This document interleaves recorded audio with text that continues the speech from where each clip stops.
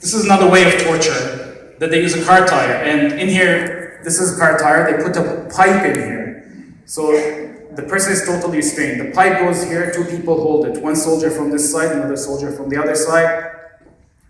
They're holding it down, totally restrained. And then at that time, they used it in a place called Sadnaya, another jail. They went with something called tank belt. It's a wide belt which looks like it has a lot of nails on it. Or, well, it doesn't look, it felt.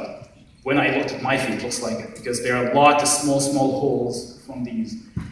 And they whip with it. Sometimes they don't only whip, so they have two people, one going down and going up. So, they go this way to have more intense, for sure. And by the way, just that time when they did this, it wasn't actually because they were interrogating me to get information or questions or anything. Because I was speaking with a guard and I had a smile on my face. That was the only reason they tortured me, and that was one of the methods they tortured that day. So that eventually I confessed falsely that I actually hit the guard, that I wasn't smiling while I was speaking with him. But the whole thing happened just because I was smiling while speaking with the guard. Next slide, please. During the time when I wasn't being in a torture chamber, I was in a place underground. This is the three-dimensional blow-up of Palestine underground. They actually tore it down now. This is the section I was in, and this is my cell. I spent about 1.5 years in that cell. Next slide, please. That cell itself, without any of stuff that goes in the torture chamber, just being in that cell, it's 24/7 torture, physical and mental. Physical just because of the physics of the cell. This is actually a picture of a replica cell that we had in Montauk. We had actually a press conference on it. If anyone interested, you can find it online. CTV has the link for it on their website, and they did a show. This is exactly my arm length and 4 fingers back. This is exactly how I feel. The height is less than 2 meters. Depth is about 180 centimeters. The only time that I actually was very, very happy that I'm short was being in this. Because there were two guys, they were over 190 centimeters tall. And they lived for years in a cell like this, which they have never been able, during all these years, to stretch their body. Oh my God. The cell is full of mold.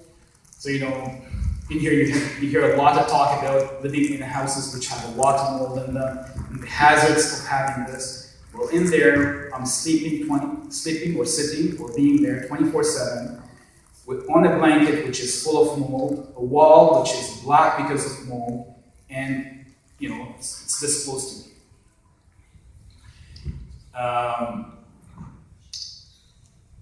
Just going to the washroom, the most basic human needs, was a challenge in there. We were allowed only 120 seconds exactly in the washroom. And that's 120 seconds to do everything in the washroom. So you can see it here, I guess. Maybe the other slide. These are the doors. I was number 3, by the way. I was stripped of my name and was number 3, so this is that in Arabic. So this is a cell. In the cell, there were 2 halawa containers. That's where they dump the food. 2 Coke bottles. One was for urine, and the other one was for water, and these 2 containers. That's where they put the food in. But the problem is going to the washroom, 120 seconds is not enough to do anything.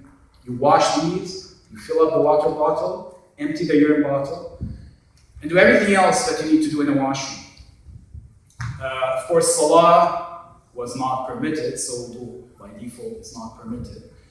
Not that people use not to pray, because, you're in a solitary confinement cell, who's going to see that you're actually praying. Most people did wudu, but 120 seconds was not enough to do anything. And time yourself. By the way, urinating takes for a human being about 21 seconds. But time yourself, see what you can do in 2 minutes in the washroom. So eventually, and all the filth and all the problems in that cell, the only way was to relieve myself. So I had constant diarrhea. Sorry, it sounds gross, but the only way to relieve myself was in the food containers. That happens, as we're speaking right now, in Syria, day in, day out. Relieving myself in the food container, having diarrhea, in the morning going, the only time you have is actually have a little bit of water, wash that water container, and then the breakfast is, well, to use the word served, it's dumped in that container and we eat. I eat. That's another. Can you click on the image down? Yep. Can you click on the select words? Okay, you are spared the video. No problem. So let's go to the next one. That was back when I was a teen. According to the guys who they were with me and released later, they said these were the golden times. Well, let's see actually what I was thinking, contemplating today, talking about is something that actually we never talked about, I never talked about, no one has talked about before. We finished this report. I've been working with a small team of people on the detention center in Syria for the last few months. We finished actually this month. We released it beginning of February. The only problem I had talking about this report today, and that would have been timely, it would have been very good, is actually I couldn't find what I could talk about in this report that wasn't terrible. What can you talk about in here that would be fine if kids are around for it?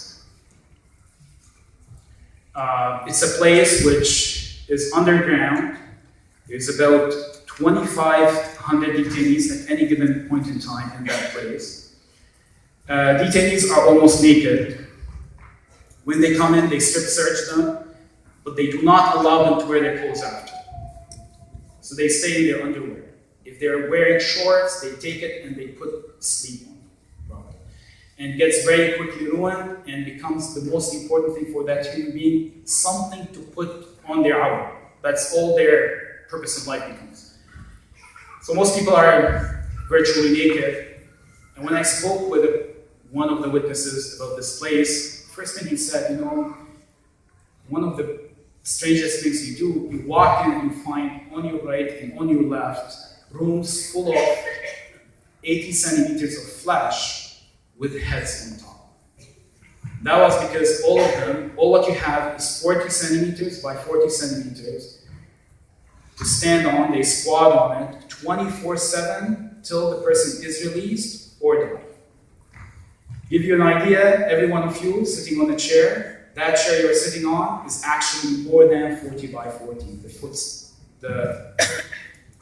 The space it takes on the ground is actually more than 40 centimeters by 40 centimeters. Imagine being on any of these chairs, not for 1 hour, 2 hours, 3 hours, but for the whole day, the whole week, the whole month, 2, 3, 4, 5, 6 months, 1 year. That's the only space that you have. You can't lie down, you can't do anything else.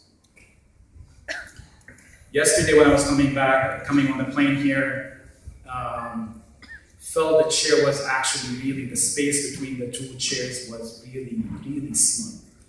I actually measured it. 40 centimeters about this much.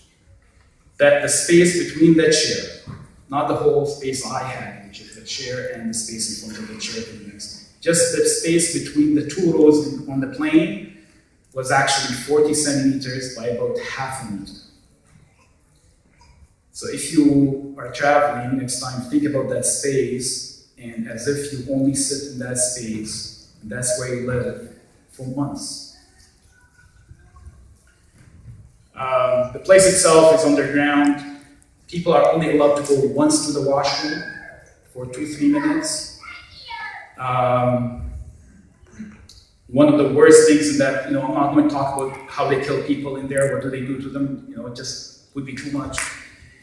But one of the things they do every day, on average, over 3 years, there's about 7 people who die daily.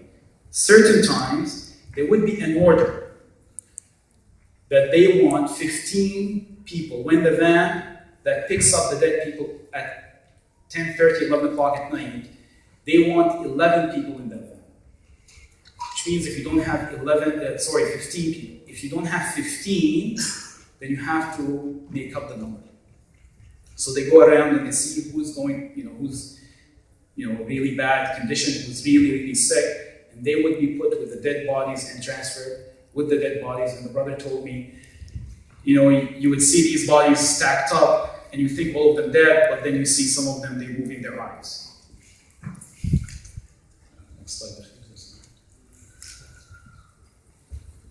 Some of the pictures, and these are, this is the first time we have been able to get pictures of bodies and link it to a specific intelligence center. This is called Branch 215 branch of Syrian military intelligence. It is in Damascus. These are pictures of the actual people who they were in that jail, and they came out, and these are their bodies, and you can see how malnutrition they are. And I actually only picked pictures which have no signs of torture, and we have pictures which would be hard to look at. So this is, you can see, the condition of the person. This is another one for a kid. You can see the man on top as well, the condition of the body. This looks like from the doctors we gave these images to, and we asked them to analyze it. This is, they estimate this is 16 years old. By the way, his eyes, from the way the blood is and everything, they were taken out while he was alive just because of the blood splatter from the way the doctors analyzed it.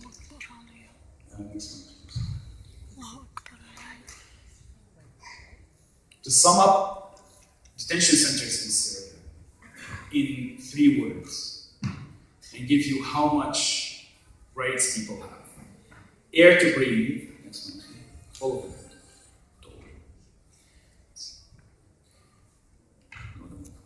Air to breathe, water to drink,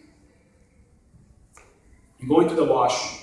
The most basic human rights. We're not talking about right of liberty, right of freedom, right of all the basic fundamental human rights that we have here and internationally recognized. We're not talking about these. We're talking about air to breathe. And you might say, well, how could you stop you from breathing? How could they pull that air from you? Very, very simple. Extremely simple. These are detention centers underground. Air is pumped to these places. All what they have to do as a punishment, they flip the switch off. They switch the pump off, and there would be no air in the detention center.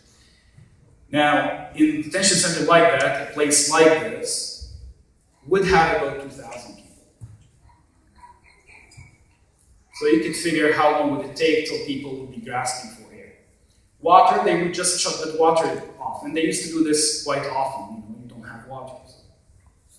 Going to the washroom, well, they don't let you go to the washroom. The only way you have it is actually do it. And that 215 branch, it's actually the floor is constantly has half a centimeter all the time, full of sweat, blood, pus, feces, and throw up. Constant. People can't, and we have a huge number of people, 2,500 detainees, and they have only 9 washrooms.